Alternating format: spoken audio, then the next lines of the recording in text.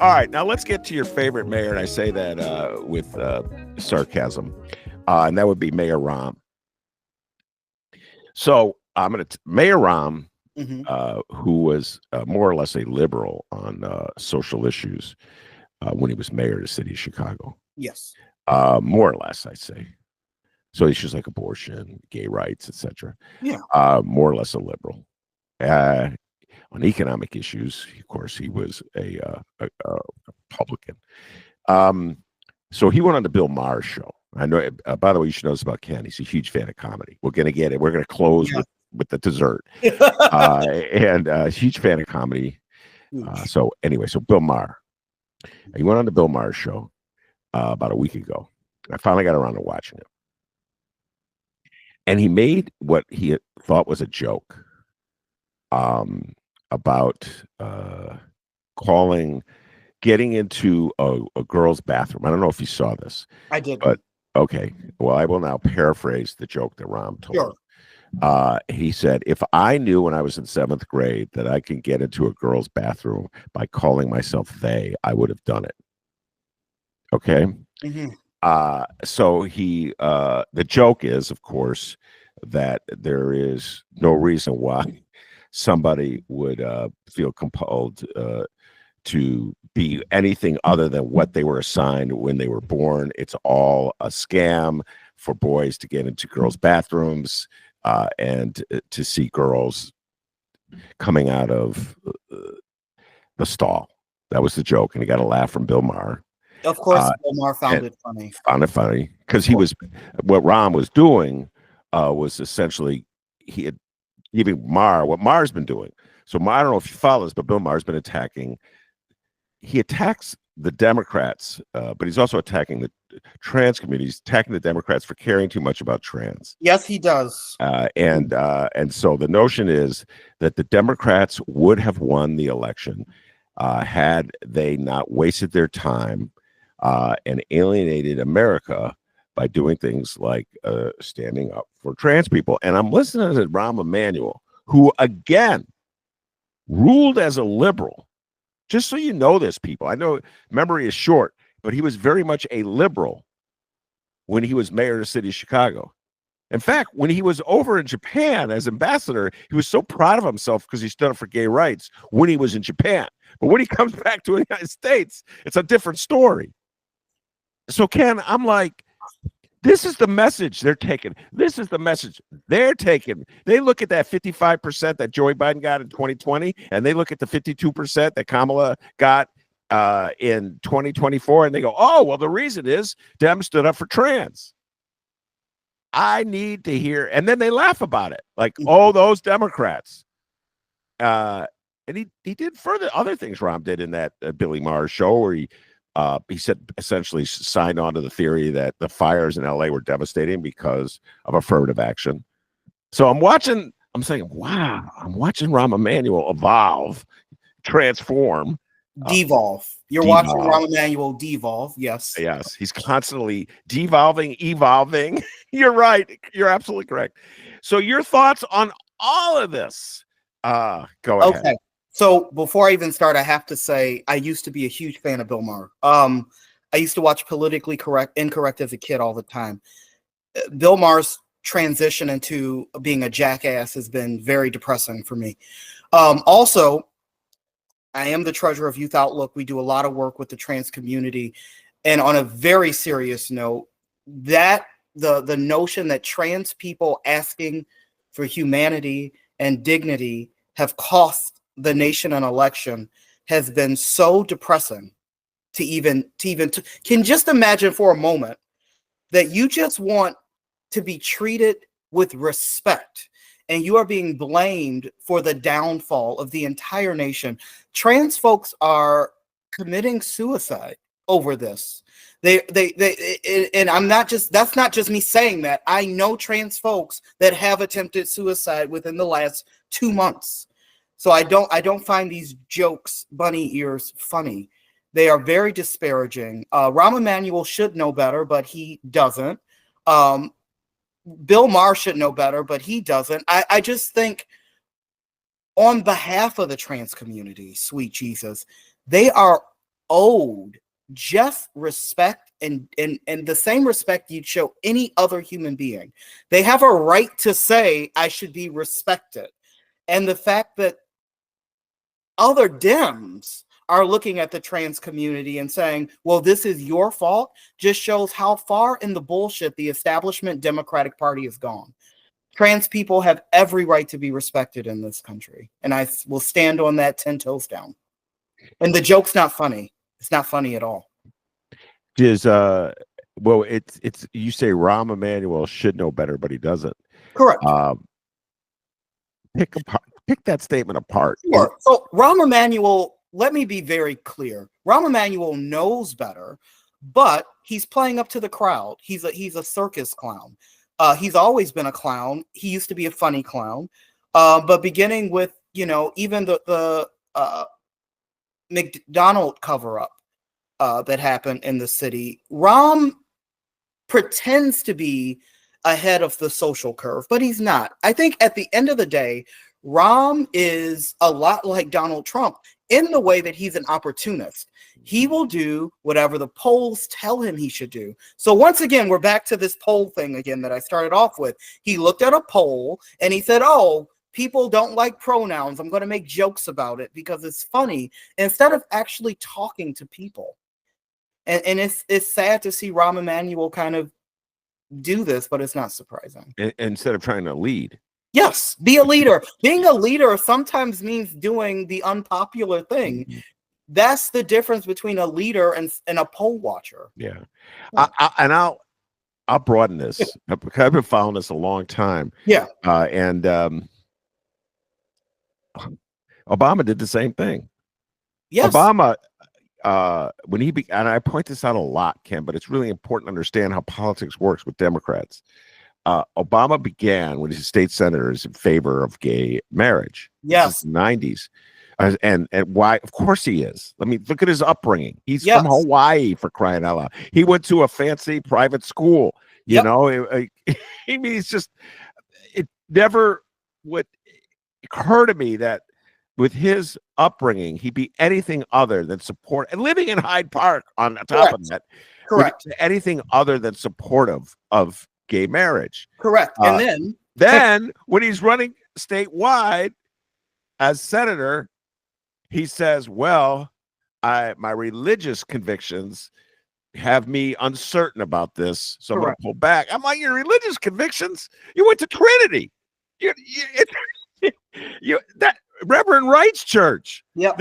It's like they were celebrating gay marriage in Reverend Wright's church. So your religious convictions, which merely uphold the belief you already had before you started going to church, was watching the polls.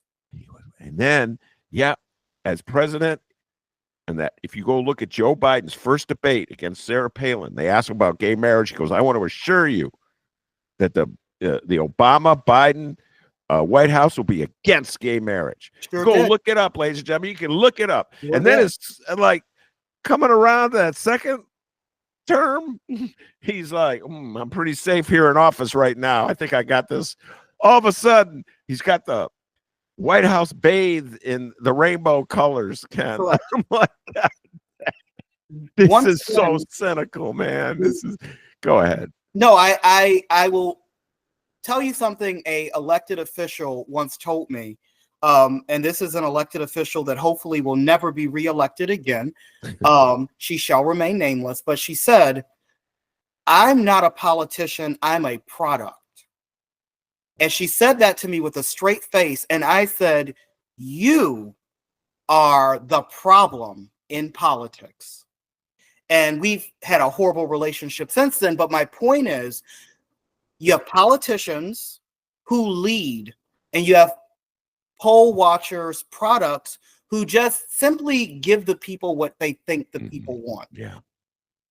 It's not your job. Sometimes you have to educate people into why they should go a certain way versus just saying, you're right, the earth is flat and birds aren't real. Gotcha. You can't do that. No, and I deal with the cynicism a lot of especially younger people who are just completely turned off on politics, as they should be, in particular, and the politics in general, and the Democrats in particular, Yep. and the contempt they have for the Democrats, because it's not clear what the Democrats stand for as they sort of like blow in the breeze. Right. And I've heard so many people tell me, Donald Trump, at least he tells you what he thinks, which is not completely true. But it's such a bizarre thought that the world's most dishonest man is somehow the most honest man. And because I don't even know if Donald Trump believes half the stuff that comes out of his mouth. You know what I'm saying? Doesn't really matter. It comes out of his mouth. So, right. And I don't know. I don't have an answer for him, Ken. I don't have an answer. Name an issue. You almost any issue. Dems bend on that issue every day. And there's like no there. There's no Right. substance to it.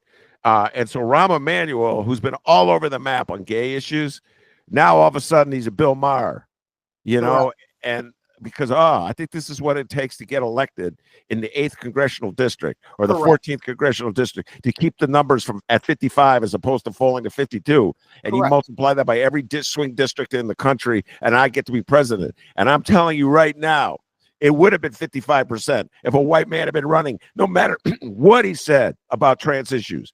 And so that in itself, he still doesn't believe me, ladies and gentlemen, that in itself undermines the need to sell out and betray, you know. And you still don't believe me about that. A white man would have won. I could tell that. I could see that in your face.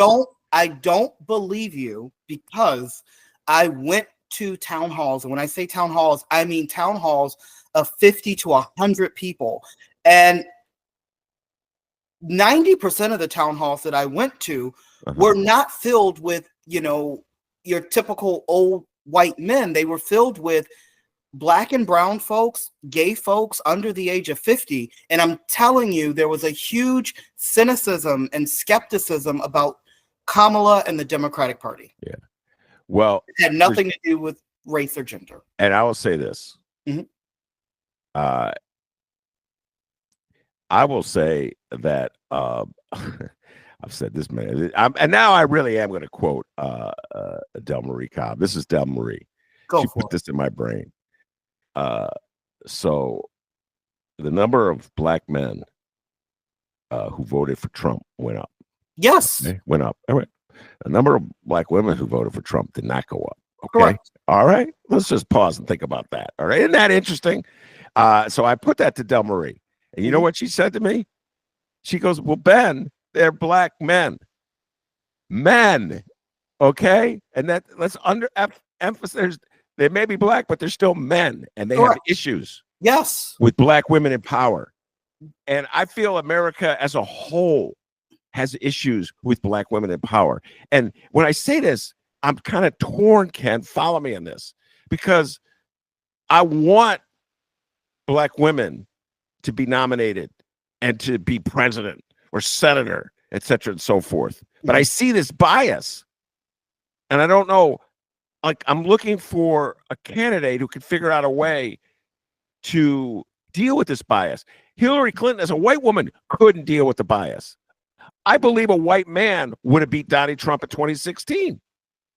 I agree. But let me say this, because I would be remiss not to say what I'm thinking right now, Ben. Go. I was raised by a strong black woman. I love strong black women. I voted for Kamala. The problem isn't that black men have a problem with strong black women. The problem in this particular instance, and I cannot stress it enough, the Democratic Party does not know how to message to black men. The Democratic Party messages everyone like, hey, this is what we can do for you. President Obama got on a stage in Pennsylvania when the population was less than 5% black. I just want to point that out, and lectured black men and said, y'all know who to vote for. Just do it. No, sir. We need you to work for our vote just like you work for everyone else's. So the pushback, I have to push back as a black man, is my vote is taken for granted every election cycle. You're gay, you're black, we got your vote. That's bullshit. Work for my vote just the same way you work for the suburban white ladies' votes. That's Well, all I'm asking for. listen, man, I know the feeling Like, of having your vote taken for granted. As I a know. lefty, my votes are taken for granted every year. Oh, you got to vote for that. You got to vote for the Democrat. I watch these guys betray every value they have. So I understand exactly what you're talking about. Yes, that's But all I'm saying. I'm just saying, within the confines of Democrats being Democrats, blowing in the breeze, vacillating on all the issues, never taking a strong stand, backing away from what they supposedly believe in, throwing trans under the bus because they think it'll get a laugh out of Bill Maher and help them with swing voters. In that context, the percentage still went down from 55 to 52. And I think it's because there was a black woman running. And Ken and I, 30 years from now, we'll be having the same argument. Hey, Kenny, you're wrong on this. I won't be arguing with anyone in 30 years from now, sir. I will be somewhere on an island smoking pot. I won't be arguing with anybody. Man, some of my best arguments happened when I was smoking pot. Oh, man. Henrik's greatest guitar player of all time, man. Yeah, I will not be arguing. I'll be like 70.